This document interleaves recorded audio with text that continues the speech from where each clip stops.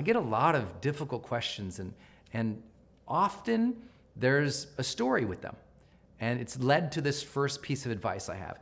The time to quit on somebody, hands down, as harsh as it might sound, is straightforward and honest, and that's when there's any abuse. When there's abuse in a relationship, you quit, period. You owe no loyalty to abusive people, period. That's the time you gotta get out. And that's where a lot of these questions come from. You know, there's a lot of domestic violence in the world. There's a lot of, women who are treated very, very poorly and often physically beaten up by their husbands, by their partners, their spouses, their lovers. And it's a bad, bad deal. And often these women or these folks who are being abused do not get the straightforward answer. And the straightforward answer is, if you're being abused physically, quit, period. Leave that person, get out of that relationship, get somewhere safe, go to your parents' house if they're safe, go to a friend's house, but you need to exit not a month from now, not 3 months from now. It needs to be immediate and it needs to be swift, and it has to be with bold precision. You need to plan it and do it, and you need to do it sooner than later. And that's so hard to tell people because, we have this often misaligned thought in our head about loyalty. Well, if I leave this person, then, I'll never be loved. Or if I leave this person, it's unfair to them because they hung out with me and I'm a, piece of crap. We make up these stories to validate people's injustice to us sometimes. And at an abuse level, we can't do that.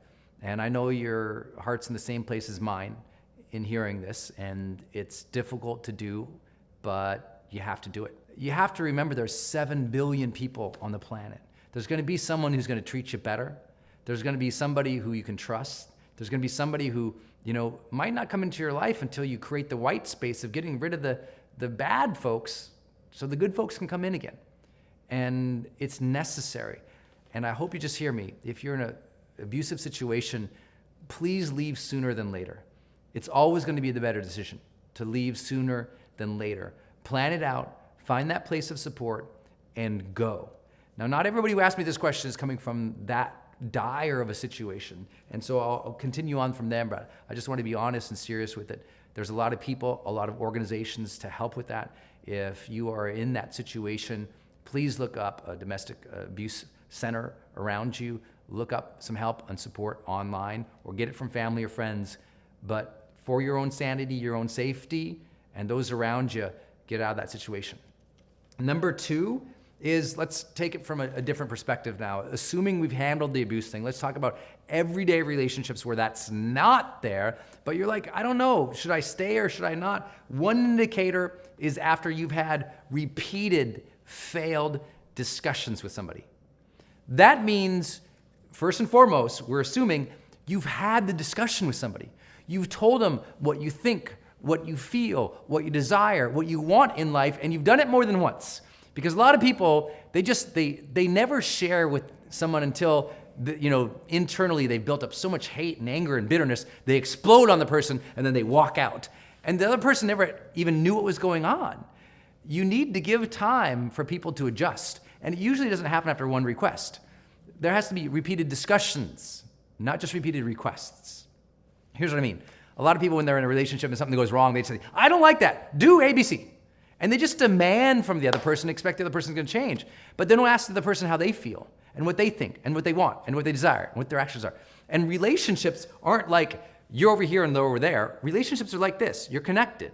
And so you have to understand each other in whole. And so a discussion means, honey, I'd like to talk about what's been going on, and I know we're both frustrated and we both know it could be better. And in this situation, I saw this and I felt that way. Could we talk about that? What did you see? What did you feel? What would you like to happen? Here's what I'd like to happen. Can we make an agreement on this? It's a discussion, and you just can't bail on somebody if there's never been a discussion about your truth, if there's never been a request about what you need, and if you've never opened your ears to what their truth is and what their request is. Too many people follow this train of weird psycho sort of analysis, super crazy positivity we're in the world today, where everyone says, well, it's just like, if you're around negative people, just bail on them. Just find somebody new. And I'm like, actually, if it's a real meaningful relationship and there's no abuse, but there's just misunderstanding all the time, when you have this place of misunderstanding all the time, first begin through dialogue to try and fix it.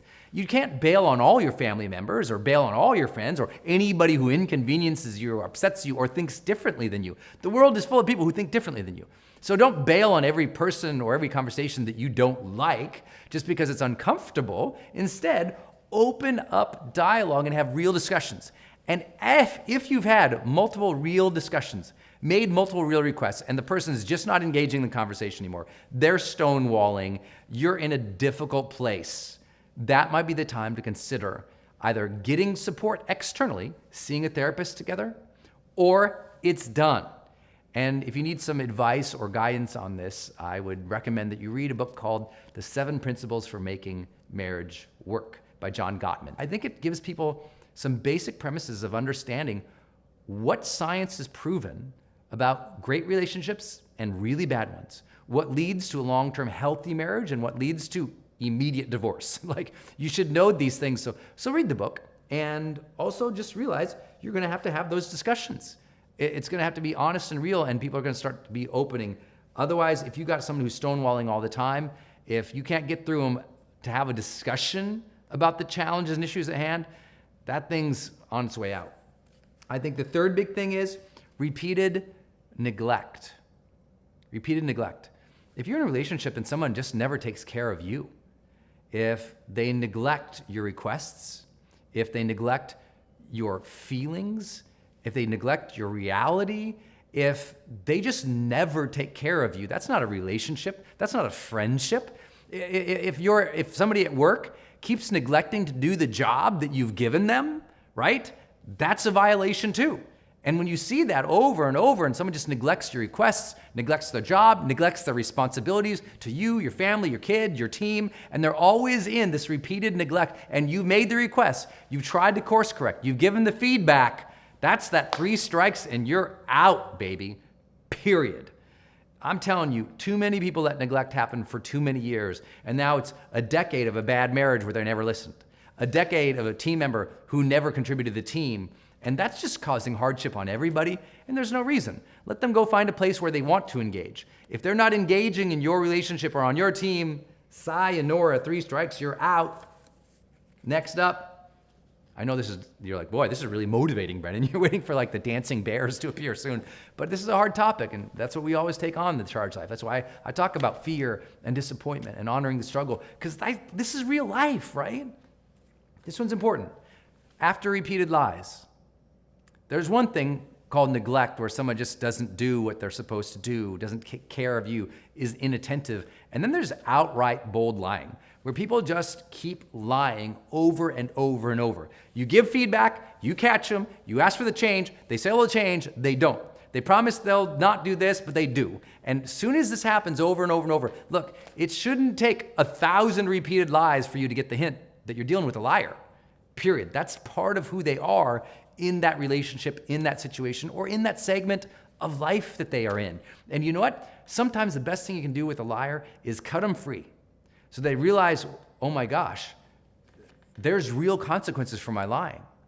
So that they can go out and about, find their own truths in life. So they can go out and about, see the wreckage that they're creating. So they can just get away, discern something, and maybe then they can come back. But if someone's always lying, I'm telling you, you're not a truth caster. You're not going to shift them by sheer hope, nor will. And so please understand, if you're dealing with someone who's repeatedly lying, that's a time to protect yourself. You don't need to be around that. And there's lots of other people who are supportive out in the world that will surprise you with their honesty.